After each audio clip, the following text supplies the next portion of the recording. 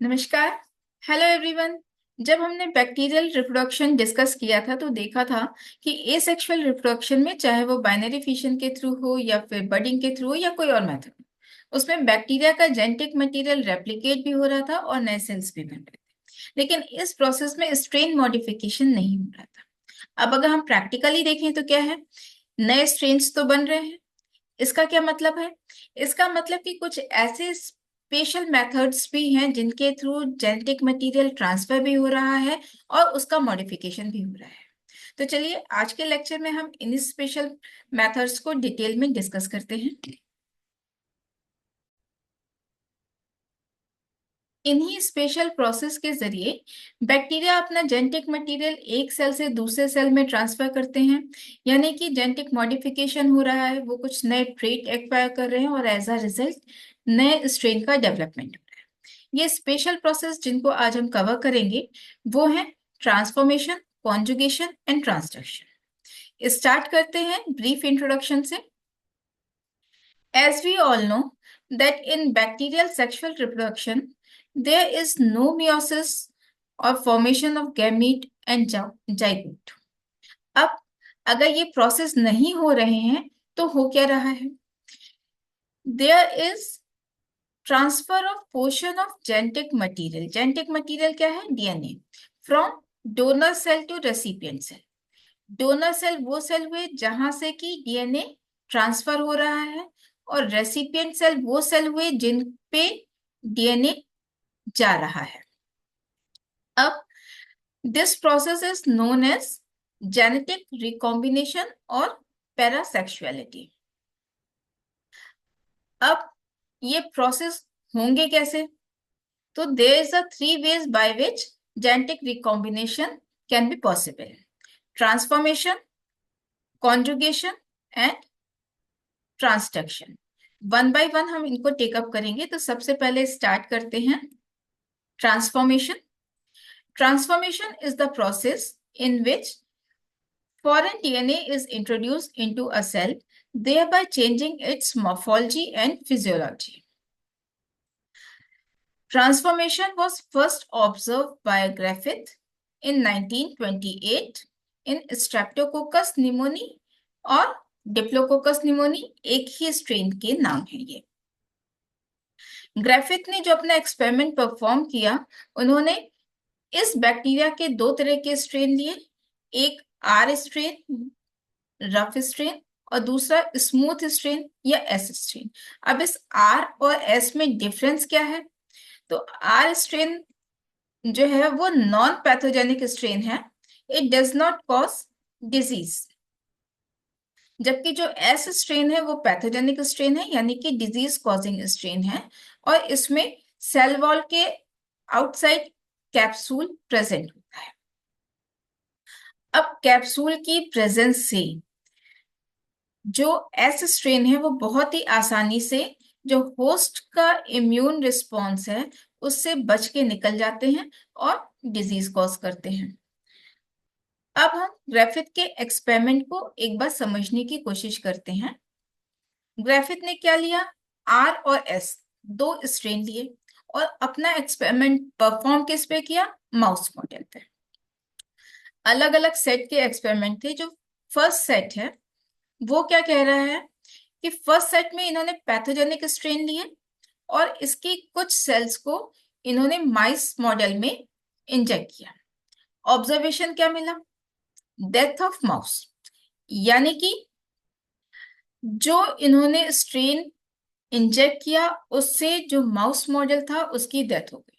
अब जो dead mouse था उसके ब्लड को इन्होंने जब कल्चर किया, कल्चर करने पे प्लेट पे इनको जो पैथोजेनिक स्ट्रेन था उसकी सेल्स मिली। इसका मतलब कि अगर एस सेल को इंजेक्ट करते हैं माउस में तो निमोनिया डेवलप हो जाता है, as a result mouse model की डेथ हो जाती है। सेकेंड एक्सपेरिमेंट क्या था?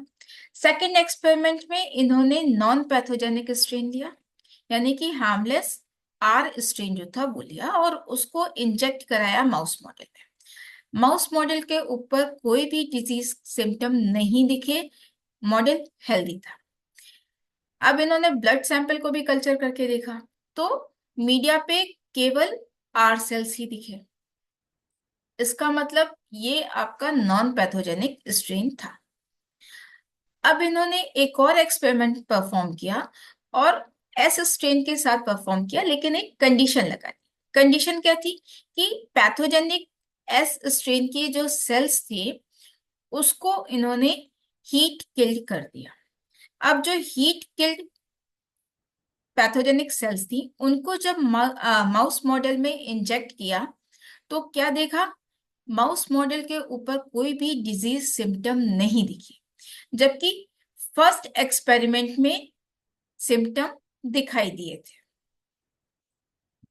अब इन्होंने क्या किया कि इस मॉडल से भी ब्लड सैंपल लेके उसको कल्चर किया, और कल्चर करने पे पता चला कि सेल्स, अगार पे कोई भी सेल ग्रो नहीं।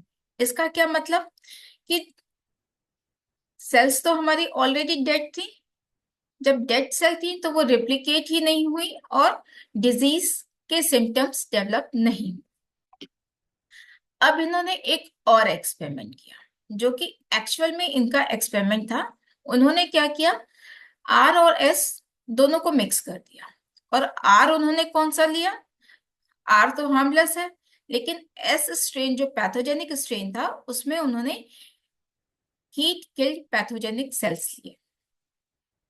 अब आइडियली क्या होना चाहिए था, क्योंकि हीट किल्ड के केस में भी हमारा जो माउस मॉडल था वो हेल्दी था, और आर के केस में भी माउस मॉडल हमारा हेल्दी था, तो एक्सपेक्टेड रिजल्ट क्या था, यहाँ पे माउस मॉडल को हेल्दी होना चाहिए था, लेकिन मिला क्या, डेथ ऑफ माउस।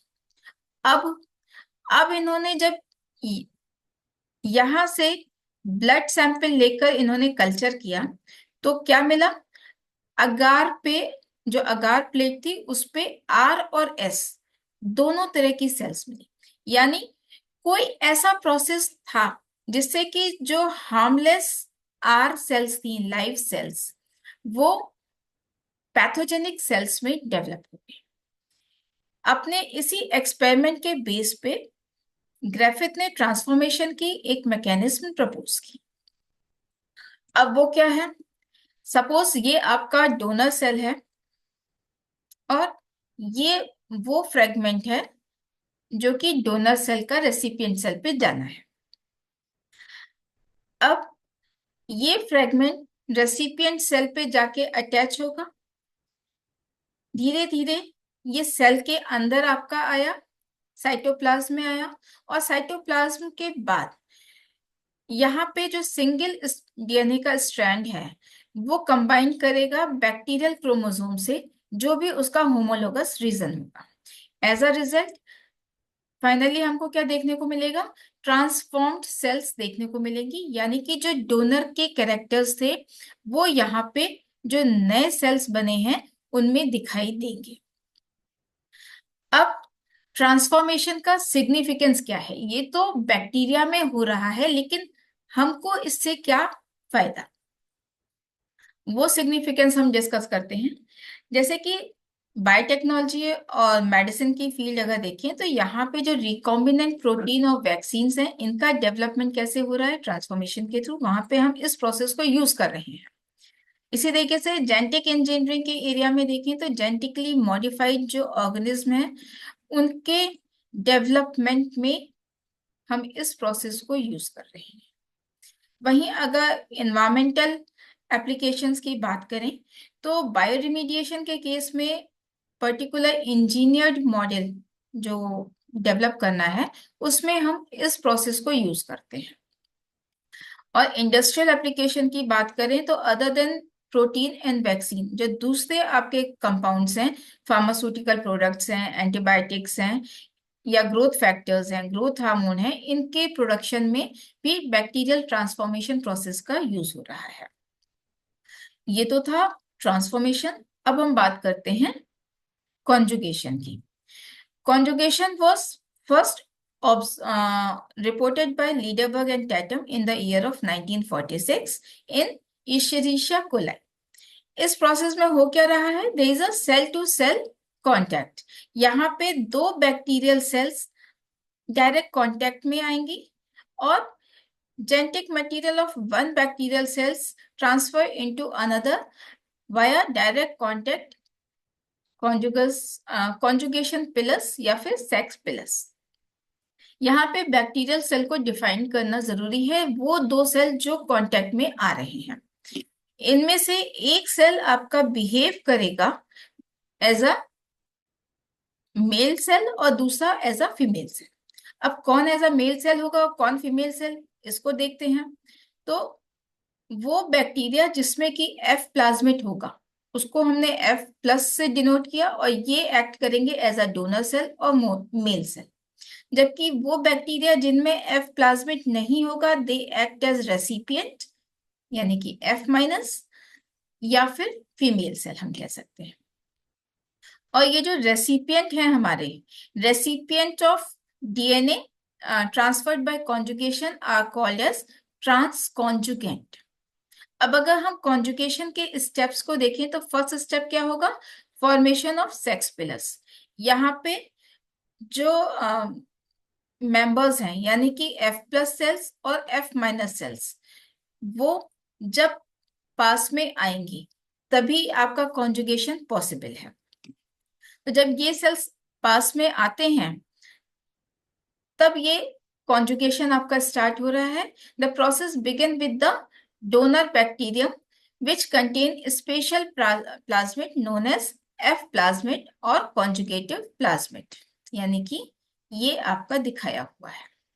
तो ये आपका डोनर सेल हो गया और सेकेंड सेल हमारा रेसिपिएंट सेल हो गया। F plasmid carries gene that encode for the formation of sex pilus, a thin tube-like structure that extend from the surface of donor cell। यानी यहां से इस तरीके से सेक्स पिलस का फॉर्मेशन स्टार्ट होगा। नेक्स्ट स्टेप आपका क्या हुआ, attachment of the sex pillars, यानी कि ये जो सेक्स पिलस का फॉर्मेशन स्टार्ट हो रहा है ये कहां तक जाएगा, एफ माइनस सेल की सरफेस तक जाएगा। एज अ रिजल्ट क्या होगा, formation of conjugation tube. Conjugation tube हमारी जब बन जाएगी इसके बाद आपका transfer of genetic material start होगा। अब इसमें क्या है, जो एफ प्लाज्मिड होगा वहां पे एक स्पेसिफिक पॉइंट पे निक डेवलप होगा at a specific site and begin to transfer from donor to recipient cell through conjugation tube. और जो सिंगल स्ट्रैंड होगा प्लाज्मिड डीएनए का वो सिंगल स्ट्रैंड आपका ट्रांसफर होगा डोनर सेल से रेसिपिएंट सेल में। As the DNA strand is transferred, it is simultaneously replicated in both the donor cell and recipient cell। Replication की प्रोसेस होगी, as a result donor cell और recipient cell दोनों में ही फिर से double stranded F plasmid बन जाएंगे। और जब ये प्रोसेस हमारा कंप्लीट हो जाएगा तब क्या होगा, डोनर सेल और रेसिपिएंट सेल के बीच की ये जो कॉन्जुगेशन ट्यूब है ये ब्रेक कर जाएगी और दोनों सेल सेपरेट हो जाएंगे। ना एज अ रिजल्ट जो रेसिपिएंट सेल था इनिशियली एफ माइनस था यानी कि उसमें प्लाज्मिड नहीं था, अब उसमें क्या है, एफ प्लाज्मिड प्रेजेंट है। तो इसको हम क्या कह सकते हैं, एफ प्लस सेल। अब ये एफ प्लस हो गया। नाउ अब ये जो रेसिपिएंट था अब ये एज अ डोनर बिहेव कर सकता है इन फ्यूचर कॉन्जुगेशन इवेंट। एक और स्पेशल पॉइंट है कॉन्जुगेशन के लिए कि जैसे हमने जब ट्रांसफॉर्मेशन देखा था तो ट्रांसफॉर्मेशन आपका सेम स्पीशीज में हो रहा था, वहीं कॉन्जुगेशन जो है वो कॉन्जुगेशन हमारे डिफरेंट स्पीशीज में भी पॉसिबल है among genera of different genera of bacteria. For example Escherichia और सिजिला के बीच में कॉन्जुगेशन देखा गया है, या साल्मोनेला और सिरेटिया के बीच में, या फिर इश्चेरिशिया एंड साल्मोनेला की सेल्स के बीच में भी कॉन्जुगेशन देखा गया है। यहां से हम देखें कि इस कॉन्जुगेशन प्रोसेस का सिग्निफिकेंस क्या है। सबसे पहली चीज एक एग्जाम्पल से देखते हैं कि एग्रोबैक्टीरियम ट्यूमेफेशियंस क्या है, ग्राम नेगेटिव बैक्टीरिया है जो कि क्राउन गॉल डिजीज कॉज करता है प्लांट्स में, जिसमें कि ट्यूमर लाइक ग्रोथ होती है। अब ये डिजीज कैसे हो रही है, बैक्टीरिया में जो टीआई प्लाज्मिड है उसका कुछ पार्ट ट्रांसफर होता है टीआई, ये जो टी डीएनए वाला पोर्शन है ये आपका ट्रांसफर हो रहा है प्लांट सेल में और इसके क्रोमोसोम के साथ इंटीग्रेट कर जाएगा, where it integrate into plants genome, और इसी वजह से फिर क्राउन गॉल डिजीज डेवलप होती है। Spread of antibiotic resistance, R plasmid जो है वो इनकोड करता है एंटीबायोटिक रेजिस्टेंस जीन, और ये देखा गया है कि it are transferred by Shigella species potentially leading to widespread outbreak of antibiotic resistant dysentery। एक और देखें, जैसे कि अभी हमने देखा कि कॉन्जुगेशन हमारा डिफरेंट जेंडर के बीच में भी हो रहा था, ये इससे क्लियर हो रहा है कि थ्रू कॉन्जुगेशन जेनेटिक डाइवर्सिटी हमारी डेवलप हो रही है।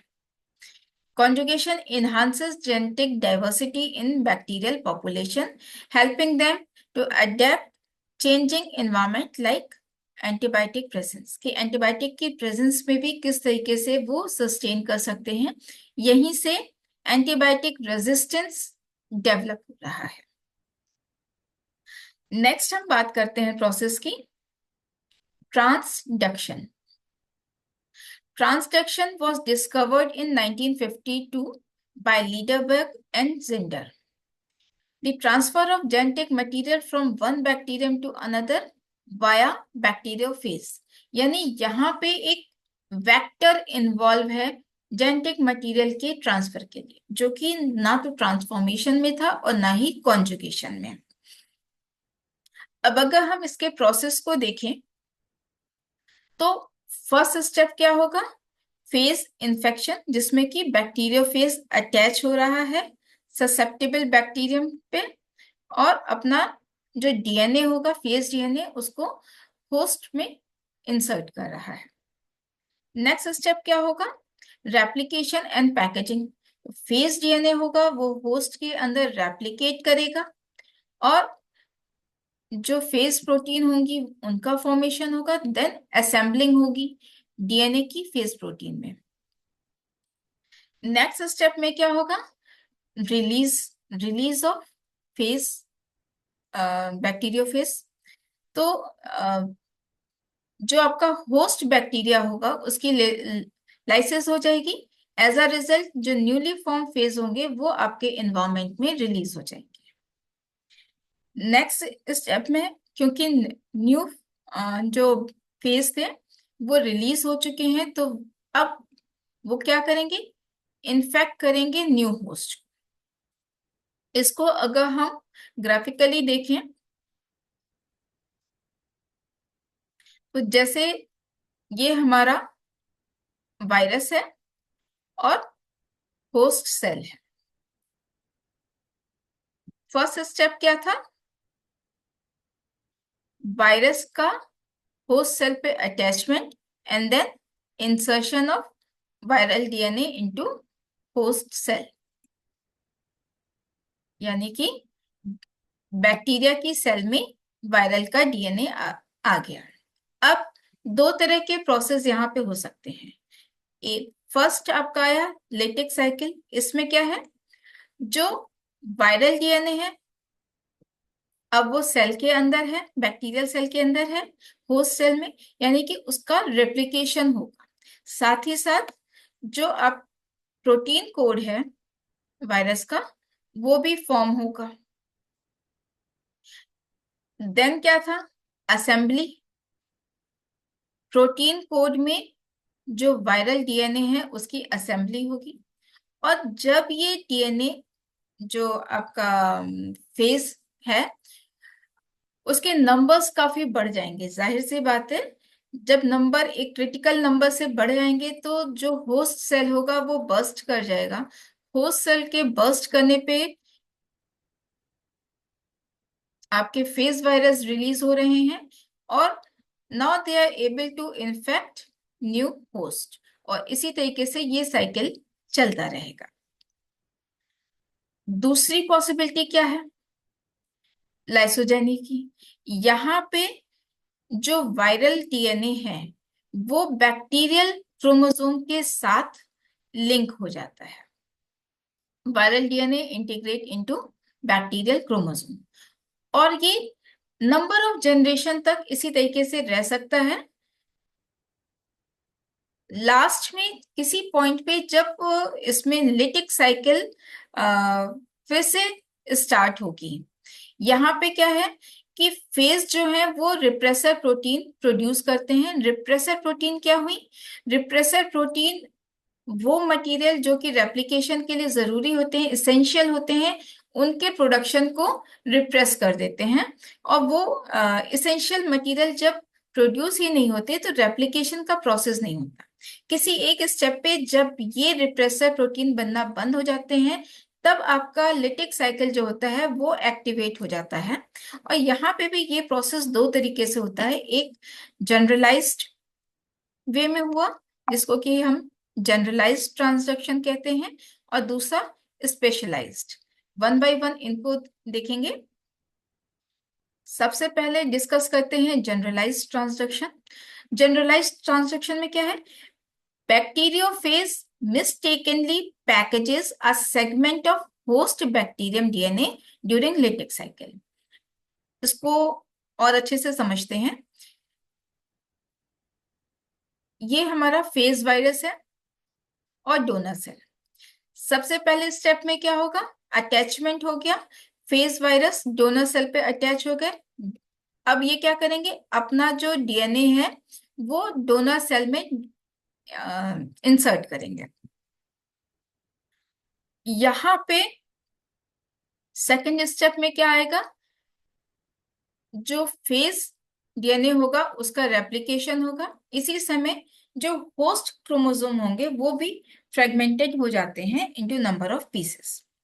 अब रेप्लिकेशन के साथ साथ यहाँ पे जो फेज प्रोटीन होगी, कवर जो प्रोटीन की कवरिंग होगी उसका भी फॉर्मेशन स्टार्ट होगा, और देन इनकी पैकेजिंग होगी। अब इस पैकेजिंग में पॉसिबल है कि कोई एक ऐसा सिस्टम भी बन जाए जिसमें कि जो प्रोटीन की कवरिंग है उसके अंदर वायरस का डीएनए ना होके, फेज का डीएनए ना होके, जो होस्ट था वो डीएनए एनी हाउ पैक हो जाए। तो ये आपका क्या हो गया? Defective phase. अब जब इनके नंबर बढ़ जाएंगे जाहिर सी बात है तो होस्ट सेल क्या होगी? बर्स्ट कर जाएगी। एज अ रिजल्ट जो फेज सेल्स हैं वो रिलीज कर जाएंगे। और अब जब ये डिफेक्टेड फेज जो है ये आपका किसी रेसिपिएंट सेल पे अटैक करेगा, उस पे अटैच होगा और अपना वायरस इंसर्ट अपना डीएनए इंसर्ट करेगा। तो ये डीएनए एक्चुअल में किसका डीएनए है? डोनर सेल का डीएनए है। तो एज अ रिजल्ट जब डोनर सेल का डीएनए रेसिपिएंट के डीएनए के साथ मिक्स हो जाएगा, उसके साथ लिंक हो जाएगा, देन आपका ये एक नया ट्रांसड्यूस सेल डेवलप हो गया। ये था जनरलाइज्ड ट्रांसडक्शन। अब हम देखते हैं स्पेशलाइज्ड ट्रांसडक्शन। इसमें स्पेशल क्या हो रहा है? फर्स्ट स्टेप तो वही हुआ, फेज वायरस अटैच हुआ होस्ट सेल पे या डोनर सेल पे, देन वायरल डीएनए जो है वो इंसर्ट हुआ डोनर सेल में। यहाँ पे लाइसोजेनी का केस हम देख रहे हैं कि जो वायरल डीएनए है वो इंटीग्रेट कर जाता है होस्ट सेल के साथ। नेक्स्ट अब हम देखें, अब जब इस सेल में कह लीजिए कि ब्रेकिंग होगी होस्ट सेल के क्रोमोसोम में, यहाँ पे ये पॉसिबिलिटी है कि जब वायरल वाला जो डीएनए है ये सेपरेट होगा इस बैक्टीरियल क्रोमोसोम से, तो देयर इज अ पॉसिबिलिटी कि कुछ पार्ट वो बैक्टीरियल क्रोमोसोम का भी अपने साथ लेके अलग हो जाए। और जब इस तरह का जेनेटिक मटेरियल जो प्रोटीन कैप्सिड हमारा बन रहा होगा वायरस का, उसके अंदर इंसर्ट हो जाएगा, तो ये जो आपके अब फेज बने, इनमें क्या है, डोनर का भी एक पार्ट प्रेजेंट है क्रोमोसोम का। अब ये जो नए डिफेक्टेड या मॉडिफाइड फेज हैं, जब ये रेसिपिएंट सेल पे अटैच होंगे और अपना जेनेटिक मटेरियल उसमें इंसर्ट करेंगे, और वो जेनेटिक मटेरियल जब रेसिपिएंट के क्रोमोसोम के साथ लिंक हो जाएगा, तो उस केस में जो सेल्स हमारी बनेंगी वो कैसी बनेंगी, ट्रांसड्यूस्ड सेल। तो ये तो था स्पेशलाइज्ड ट्रांसडक्शन। अब इनके जो सिग्निफिकेंस हैं वो सिग्निफिकेंस क्या हो गए, सबसे पहले तो gene transfer, transduction facilitate transfer of genetic material between bacteria, contributing to genetic diversity and evolution of bacterial population.